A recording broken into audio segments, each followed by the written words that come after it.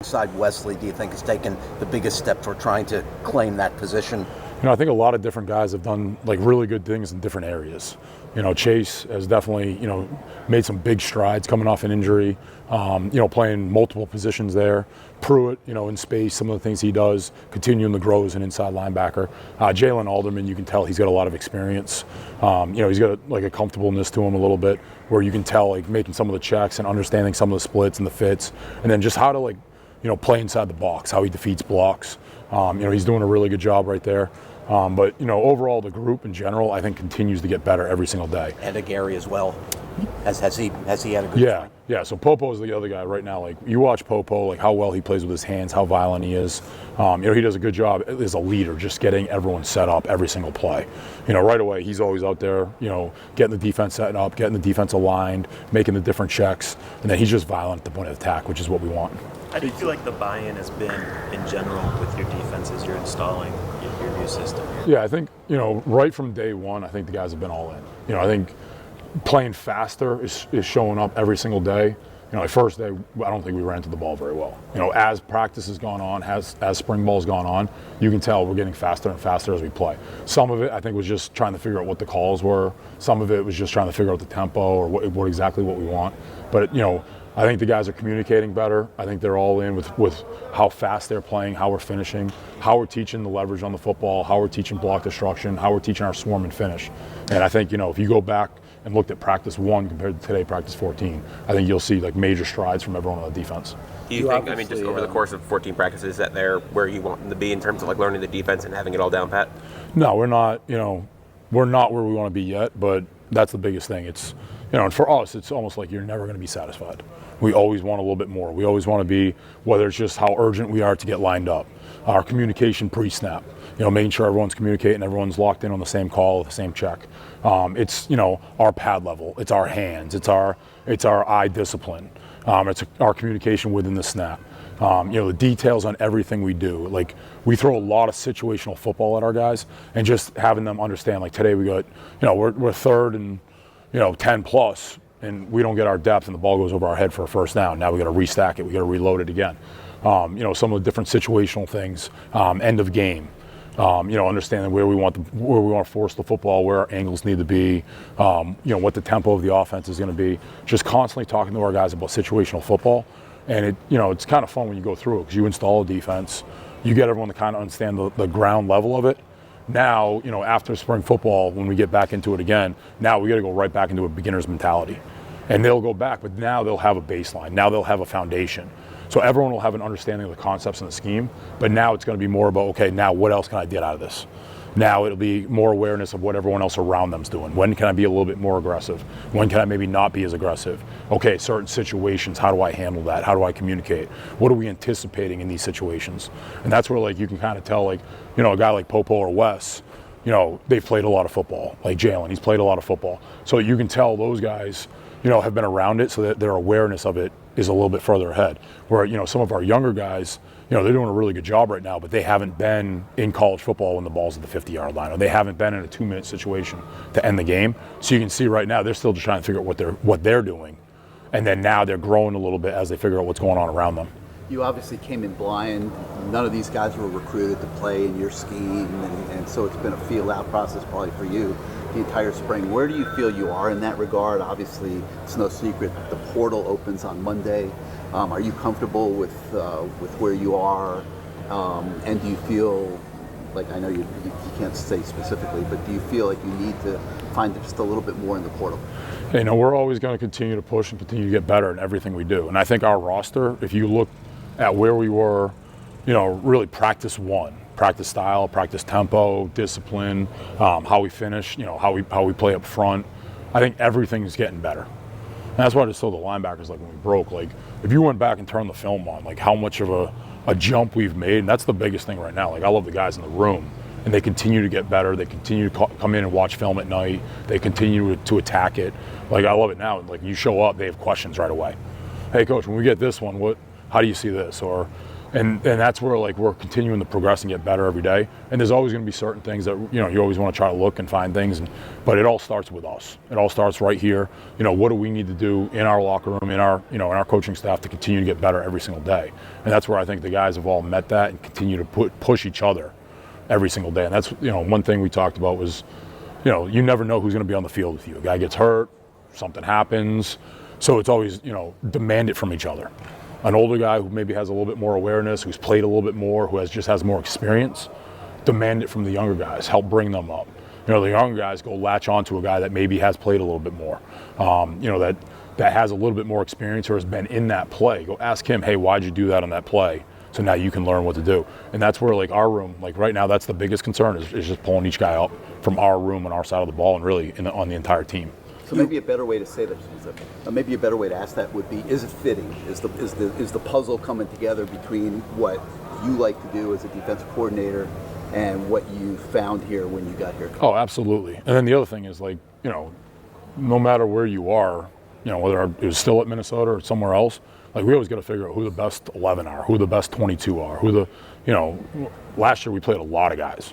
There were a lot of games you're playing. 9, 10, 11 defensive linemen, you're playing 4 or 5 linebackers, you're playing a lot of DBs, in different packages or different styles or different tempos, how the offense is trying to attack you, what's our strengths that week. And that's one thing for us, even as a coaching staff, it's like, hey, this is the way we did it last year. That's not necessarily the way we're going to do it this year. This was a call maybe we liked, and everywhere I've been, it's been a little bit different. Leave Maine and we got 250-pound Sam linebacker who's going to the NFL. I get to JMU, that guy's not there. It's the same thing. It's okay. We need to find out who our personnel is and what our strengths are, and we got to go through as a coaching staff and try to find out. Okay, this is what we're good at. How do we now get that within our scheme? Corey, how do we coach to our players on that? And that's like the number one thing we're always going to look at. I'm sorry, on the topic of best 11, which you just mentioned, you have obviously at least 6 really good FBS corners, the 4 transfers, Damari Brown coming back from the injury, and OJ. Do you consider moving any of them to safety if you feel like all 6 are better than most of your safeties? Obviously, Poyser will be there. Yeah, in different situational football, you'll see a lot of different guys in a lot of different spots. And just in general, like, you watch practice today, we got some guys on the line of scrimmage, some guys off the line of scrimmage, some guys in on the slot, some guys out at corner, some guys are playing deep half, some guys are playing post, where maybe traditionally that's not where they're used to playing. And to us, it's all, okay, what's the situation? Who are we playing? Where's their best players? Where's the speed? Okay, now we got to find out what the matchups are this week. And that's where, week to week, game to game, period to period in practice, we're going to put some guys in different situations. And, for us, it's really positionless defense. Is that guy a linebacker or is that guy a DN? Is that guy a safety or is he a line? Like, always trying to put guys in different roles so we can get bigger, we can get faster, we can get, depending on what opponent we're playing or, what the offense's personnel is or who their style is. So every week that could be different. So, yeah, at times you'll see 4 corners on the field, and sometimes you'll see them in different spots. Are they at corner or are they not at corner? Sometimes you'll see multiple linebackers on the field. You may see a 5th D lineman. Like every situation calls for something a little bit different.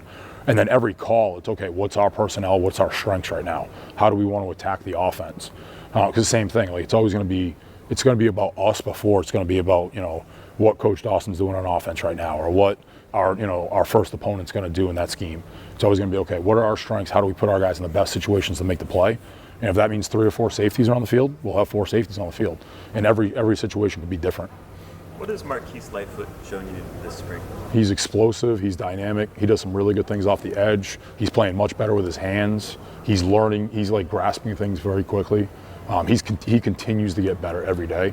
And he's one of those guys, every day when you watch it, you can tell, as he improves his awareness of the situation, understanding how to beat a tackle or understanding how to beat a guard, understanding situational football, just constantly improving every single day. But he's a guy that, we're excited about what's going to happen as he continues to grow and develop here in the future. What kind of progress have you seen from Justin Scott this spring? Yeah, he's, same thing. He's played a lot of different positions right now. He's explosive off the football. He plays with a really good pad level. He can, on a single block right now, he's a guy we anticipate or expect to win. But he continues to get better. His pad level continues to improve. And then just his movements and his, how twitchy he is off the football.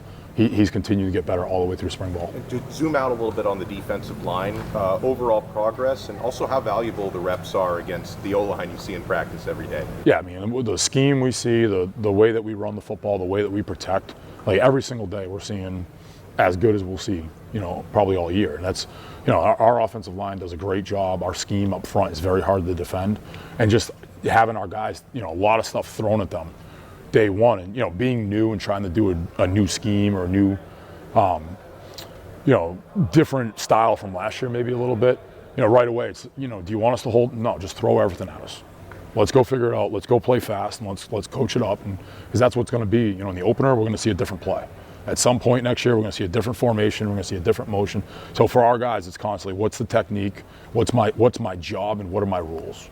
And as long as we play within like what our job entails us to do and what our rules are, we'll play fast, and we'll be physical at the point of attack. And that's where you can see like moving guys in different spots and showing guys a lot of different looks, whether it's different protections, different run scheme, different pin blocks or double teams or combos. You can see our D-lines constantly getting better with their pad level, their hand placement, their technique, getting their feet in the ground, knocking the line of scrimmage back. And I think, as an entire group, everyone continues to raise the bar every day. Corey, when we've spoken to the linebackers, they talk about communication being a point of emphasis. How has that gone? And then what else has been like a constant point of emphasis for you when you're coaching the linebackers during the drills? Yeah, so like it starts at meetings, like the unit meeting, the position meetings. Like we want our guys talking. And it's every single time. Hey, here's the call, here's what's going on. And then I want to hear all the communication. Where's the front set? How are we lining up the defense? What, exactly what call are we in right now? What's your job? What's your alignment? Where are your eyes? We always want our guys talking. And it's just making sure, like, the third level and the second level are doing the same thing. The second level and the first level are tied in. Because what we can't have is independent contractors. We can't have, 2 guys or 3 guys are doing something over here, and then the rest of the defense is doing something completely different on this side. And I'll tell the guys a lot of time, like, just have, volume reflects confidence. So just be confident. Go out, make the check. If it's the wrong check, the defense is playing the call. We're good. Like all 11 hats are doing the same thing. When we're trying to dance around it or figure it out, that's when we're not playing good defense. We're not all aligned as 11 guys on the field. And I think every day you can hear it in the meetings now too. I want those guys to attack it. The second that clip goes up, we make the call. Right away, they're setting the front. Right away, they're setting the defense. They're communicating whether it's what the fit is or what the coverage is and how everything's tied together. And you can start to hear the confidence as we're going through. And, and our offense does an unbelievable job. All the different looks we've seen, all the different motions. And, there's so many different things that our guys have to communicate on every snap. And then the other thing is we roll different guys in every series. Every series it's 2 different guys, 3 different guys, different safeties with different linebackers, different defensive ends with the linebackers. So that way they got to learn to work with different guys in every single rep. So you don't get used to working with the same guys every time. So now it's, okay, I know that guy's going to make the check. I just got to listen. No, every play it's got to be, hey, I might have to talk. Hey, we're doing this right? Yep, make the call. And that way everyone's always aligned and they're always locked in. But the communication from, same thing. Is it where I want it right now? No. Is it where the defensive staff wants it right now? No. But is it getting better from practice 1? Absolutely. And as we continue to go, finish off spring football and go into fall camp, it'll continue to get better as we go. Hayden Lowe's gotten a lot of praise from his teammates and like Jason Taylor. Just how have you seen him progress over the spring, and just where does he stand in terms of freshmen that you've seen before? Yeah, just the way he approaches it every day, you can see the details in his alignment, his get off, his hands, his pad level, how he ties in his hands with his hips and pass rush, his understanding of football. Just, hey, I got a man on block, I got a man away block, I got high hat, what protection am I getting? And then just the awareness of what's going on around him. Every day it gets better. And you can see him, he's always in the building, he works at it, he loves football. And that's one of the things where as long as he continues to attack it every single day, he'll continue to develop as a really good football player. But early on, and the thing I love about him is, does he make mistakes? 100%, all of our guys do. But he makes them 100 miles an hour, and that way it's easy to learn. You know what? I did the wrong thing here. Let's go clean it up. The next time you don't see that same mistake. And he continues to get better every single time as he plays fast, every rep. Great. So, thanks, Corey. All right.